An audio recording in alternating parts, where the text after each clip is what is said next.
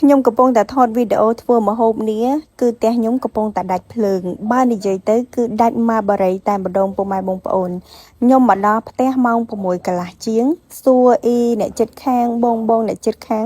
គាត់ថាដាច់តាំងពីម៉ោង 3 មកម្លេះហើយពុកម៉ែបងប្អូនមានឆ្ងល់អត់ខ្ញុំបានភ្លើងមកពីណាដើម្បីថតវីដេអូចាបញ្ហាតិចតួចអីគឺដំណោះស្រាយអត់មានតល់ទេទៅដោះភ្លើងសូឡានៅក្រោយផ្ទះយកមកដាក់ចក្រានបាយធ្វើវីដេអូធម្មតាបើនិយាយទៅអ្វីក៏ដោយឲ្យតែយើងស្រឡាញ់ឲ្យតែយើងចូលចិត្តណាឧបសគ្គល្មមមិនមែនអាចមករាំងស្ទះផ្លូវបានទេនិយាយលេងសើចអីពុកម៉ែបងប្អូនថ្ងៃនេះមកហូបរៀងទៅនងដែររបៀបថាចំហុយត្រី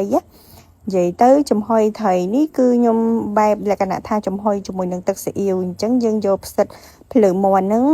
ដាក់បាតក្រោមចានទៅមានខ្ញីមានស្លឹកក្រូចសើចហើយចំហុយត្រីបានឆ្អិនល្មមគឺយើងចាប់ផ្ដើមចាក់ទឹកសោះមានទឹកស៊ីអ៊ីវព្រីងខ្យងក៏ដូចជាខ្ទឹមចិញ្ច្រាំជាមួយនឹងស្លឹកខ្ទឹមណាហើយមានម្ទេសនេះបើចិញ្ច្រាំដាក់ទៅកាន់តែឆ្ងាញ់ក៏ប៉ុន្តែ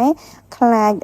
ប្តីខ្ញុំគាត់អត់ចង់ញ៉ាំហឹលដល់ពេលអញ្ចឹងគឺដាក់ទាំងមូលអញ្ចឹងទៅអញ្ចឹងត្រីចំហុយរបស់យើងគឺបានឆ្អិនហើយបាទ